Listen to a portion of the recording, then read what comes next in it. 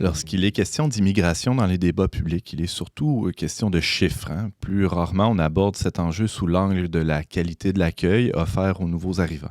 Un récent reportage de notre journaliste Sarah-Christine est venu corriger un peu cette lacune. Salut Sarah-Christine. Allô. On salue aussi le père Esner Rivera, fraîchement ordonné, et franchement ordonné aussi, depuis le 12 décembre dernier, qui a été interviewé justement dans le reportage de Sarah. Salut Esner. Bonjour Antoine. Alors Sarah-Christine, je commence avec toi. Je le disais, quand il est question d'immigration en milieu rural, on parle souvent de travailleurs temporaires, surtout dans le secteur agricole. C'est souvent ça qui fait les manchettes. Mais toi, tu es allé ailleurs. Tu es allé dans le secteur plus industriel. Raconte-nous un peu comment s'est déroulé ton reportage. Oui, c'était à 1h30 de route d'ici, à la frontière américaine. Ah ouais? C'est grand, le diocèse de Québec. Puis c'est ça, c'était dans la MRC de Bellechasse, Etchemin, pardon. Puis c'est ça, je suis allée dans une église paroissiale rencontrer des immigrants costaricains, mexicains, colombiens. Donc, on peut se demander, en Beauce, on ne s'attend peut-être pas à rencontrer comme une communauté hispanophone bien vivante. Puis, ça, c'est des travailleurs, en fait, qui ont été engagés par l'entreprise Rotobec, qui fait venir... parce qu'elles ne trouvent pas assez de main-d'œuvre. Donc, ça fait longtemps qu'ils se cassent la tête pour essayer de renouveler leurs employés. Et en ce moment, il y a 365 employés engagés, puis il y en a 80 depuis 2012 qui viennent du Costa Rica. Ils ont commencé par le Costa Rica. Puis ensuite, ça s'est étendu à d'autres pays comme le Mexique, la Colombie. Donc, c'est ça. Qu'est-ce qui fait leur particularité? Parce que, c'est pas la seule... Je parlais des travailleurs agricoles. C'est pas la seule entreprise qui engage des nouveaux arrivants. Oui, exact. C'est ça. C'est un phénomène. Pourquoi cette entreprise-là se démarque dans son approche, Sarah? Principalement, je pense qu'elle a le souci... c'est ça, déjà, en choisissant les travailleurs qui recrutent, ils essaient de faire en sorte que le travailleur se sente bien, que l'intégration se passe bien. Ils font entre autres venir la famille après quelques mois, donc ils veulent vraiment les garder dans la durée. Mais il m'expliquait que quand ils choisissent un pays, déjà, ils pensent à toutes sortes de critères. Ils essaient d'aller recruter, par exemple, dans un milieu qui est aussi rural parce qu'ils savent que quand ils vont arriver ici, s'ils sont habitués à une grande ville, ils vont arriver en plein milieu d'un village de la Beauce, puis ils vont peut-être se sentir un peu perdus. Donc, ensuite, ils ont regardé aussi des pays où il y avait la religion dominante était principalement, c'est ça, le catholicisme, parce qu'ils savent qu'en Beauce, il y a des églises. Donc, puis que c'est important pour eux, la croyance. Précision, je ne suis pas sûre c'est vraiment en Beauce. Là, je pense que Sainte-Justine, où tu es allée, c'est ça? Oui. Bon, c'est à la frontière, mais c'est tout près de la Beauce. Oui, je pense que c'est du côté dans MRC de Bellechasse. Oui, en tout cas, c'est la grande Beauce. Oui, c'est ça. Je suis là un peu géographiquement. On s'en fâchera pas dans les détails, mais peut-être pour les gens de là-bas qui nous écoutent, là, pour pas qu'ils hérissent trop de... Donc, c'est ça. Puis ensuite, ils essaient vraiment de... au début, ils ont même appris l'espagnol pour... en tout cas, quelques employés. Les gens des ressources humaines. Les gens des ressources humaines pour essayer de vraiment bien intégrer, c'est ça, les travailleurs qui venaient... Donc, si je comprends bien, l'abbé Esner, lui, est arrivé comme travailleur étranger. Puis là, il a senti l'appel à devenir prêtre, c'est ça? Ça pourrait, mais... Un soudeur, Oui, bien sûr, Gilles. Toi, Gilles Tonus. Non, tu soudes les cœurs au cœur de Jésus. Toi, c'est ça ton travail. C'est ça. Tu as interviewé aussi Esner dans ce reportage-là. Oui, parce que aussi, lui, était plus du côté de Plessisville. C'est ça, plus les Merced de l'érable. Oui, exactement. Plus à l'ouest, là, dans le diocèse. Parce que lui, c'est ça, il a joué un rôle aussi dans l'accueil de ces travailleurs-là. Donc, explique-nous, Père Esner, à l'époque, tu étais diacre. Ou non, même en stage. Séminariste. Un simple séminariste. Et là, tu étais en stage à Plessisville il y a de cela 2-3 ans environ. Oui, c'est ça, en 2018. Je suis arrivé en janvier 2018 jusqu'à à peu près septembre 2020. OK, mais tu étais déjà séminariste à Québec depuis... Je suis arrivé en 2011 à Québec. OK. Oui, c'est ça, dans le séminaire Redemptoris Mater. Alors, tu étais une personne clé pour pouvoir justement favoriser l'intégration des gens dans la paroisse où tu étais. Il y avait beaucoup d'immigrants à Plessisville qui venaient travailler comme ça? Oui, alors quand je suis arrivé en 2018, il y avait peut-être beaucoup de travailleurs saisonniers. Mais ensuite, il y avait comme des soudeurs. Je pense que les compagnies commençaient à embaucher des soudeurs. Et alors, eux avaient arrivé en premier. Et après, quand je suis arrivé, à peu près, il y avait peut-être 2-3 familles. Mais après, ça commençait un an plus tard. à venir à peu près encore plus et encore plus et encore plus de familles dans le milieu. Uh-huh. Ça fait alors qu'on faisait déjà des messes en espagnol, parce que le curé qui était avant, lui, il parlait espagnol, il était missionnaire au Paraguay.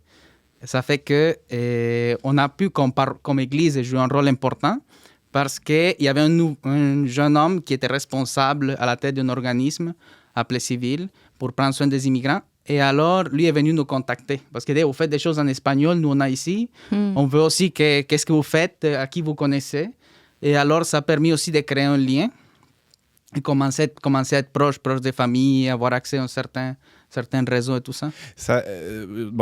On voit bien là, la foi, la paroisse joue un rôle important dans l'intégration des immigrants. La foi, c'est important pour eux de continuer de vivre leur foi une fois arrivés ici. C'est sûr que moi, mon expérience, c'était que le premier mois de décembre, je pense qu'il y avait quelqu'un que je vais écouter un article aussi, un jeune Québécois qui parlait des neuvaines.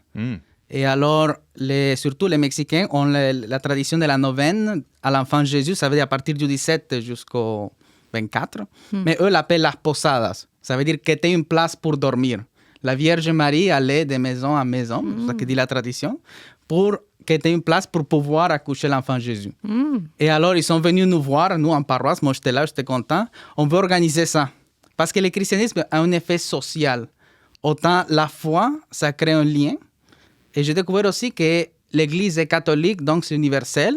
Ça fait qu'un prêtre pour eux au Québec, c'est comme un prêtre au Mexique. Si on a un bon repère d'un prêtre, ils vont le chercher. Pour un aspect religieux, un aspect de la foi.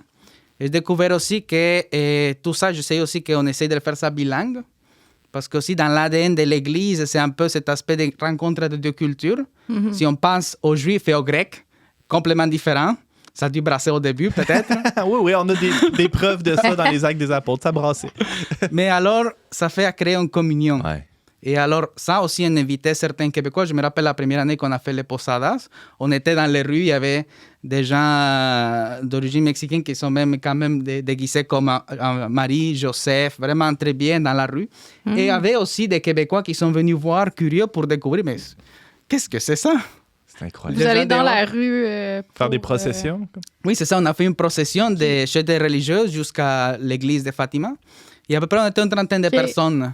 Il y a à peu près une quinzaine d'hispanophones, plus une quinzaine de Québécois, des paroissiens et d'autres curieux qui disaient qui vous êtes, qu'est-ce que vous faites. Alors, avis aux gens de la région de Portneuf, parce que maintenant, tu es membre de l'équipe pastorale du Grand Portneuf, on pourrait dire, là, autour de Saint-Raymond, etc. Et il y a sûrement des gens qui nous écoutent et qui sont d'origine latino-américaine et peut-être qui vont être tentés d'aller cogner à la porte de l'église pour voir qu'est-ce qui se passe ici. On aimerait ça faire une procession aussi. Peut-être. Non, bien sûr. J'ai déjà pu entrer en contact avec une famille hispanophone. Vraiment, c'était vraiment cool. Et alors, on essaye de voir si on essaie un peu cette année, sinon l'an prochain, et faire comme ça, cet aspect de rassembler de la foi, mais en lien avec des relations, parce que la foi n'est pas abstraite. C'est avec Dieu et c'est créer lien entre les personnes. Sarah Christine, c'est un phénomène aussi que tu as pu constater dans la MRC de Bellechasse, dans la paroisse de Sainte-Justine, où tu as pu voir aussi que l'Église jouait un rôle important dans l'intégration des nouveaux arrivants. Oui, tout à fait. C'est un espace où se rassembler déjà, là, un lieu physique. Puis souvent, des fois, on a l'habitude d'aller à une messe dominicale, puis on arrive, puis chacun repart chez eux après. Mais eux, ils tiennent vraiment comme à se rassembler au sous-sol après. Puis moi, c'est là que je faisais mes entrevues, puis ça avait de l'air tout naturel, les enfants des uns dans les bras des autres, puis ça courait un peu partout, puis il y avait les gens apportent de la nourriture, puis on sent qu'il y a comme une vie qui se greffe autour de la célébration, puis pour eux, je pense que c'est très communautaire, là, même quand c'est eux qui font les demandes de sacrement. Puis ils se tiennent à ce que ça soit fait, par exemple, un baptême en pleine célébration dominicale. Parfois, on voit comme les baptêmes fait un petit peu... À part. C'est ça, en parallèle. Puis là, ils tiennent à ce que toute l'assemblée accueille l'enfant. On sent que... Puis de là se tissent des liens. Ils peuvent aussi transmettre ça à leurs enfants. Moi, je parlais à une agente de pastorale, Mara, qui, elle, était d'origine italienne. Puis quand elle était arrivée, c'était comme la seule étrangère du village. Puis elle s'entendait pas, plusieurs années plus tard, à accueillir c'est ça, toute une masse d'immigrants, puis c'est ça en milieu rural. Donc, puis elle, c'est comme ça, elle trouve aussi que ça met de la vie dans les assemblées parce qu'ils arrivent avec leur instrument de musique, je pense la guitare. Ils mettent de la vie là, dans une assemblée où... Tout le monde est gagnant, finalement. Exact. Christine, dans ton reportage, on voit l'importance aussi du mouvement des brebis de Jésus dans cette paroisse-là qui participe activement à accueillir ces nouveaux arrivants. Oui, exact. Donc, eux, c'est très important pour eux comme le soutien à la famille. Puis, on sait que, c'est ça, dans les cultures hispanophones, la famille, c'est super important aussi. Donc, la transmission de la foi aux enfants, ça correspond vraiment comme au charisme des brebis de Jésus. Donc, c'est vraiment un échange, en fait. C'est donnant-donnant. Tu sais, eux, avec leur spiritualité, leur manière de faire, ils peuvent, donner quelque chose de la nourriture, je dirais, à ces personnes-là qui arrivent. Puis inversement, les Québécois qui sont un peu tout seuls avec leur foi, des fois dans un village. En plus, les villages sont quand même éloignés les uns des autres, en termes de kilomètres à parcourir. Là. Donc, les occasions de se rassembler sont quand même rares aussi avec la vie familiale. C'est pas toujours évident là, d'aller à l'église où il y a un événement, mais ça, tu sens que ça favorise vraiment le lien, là, c'est ça.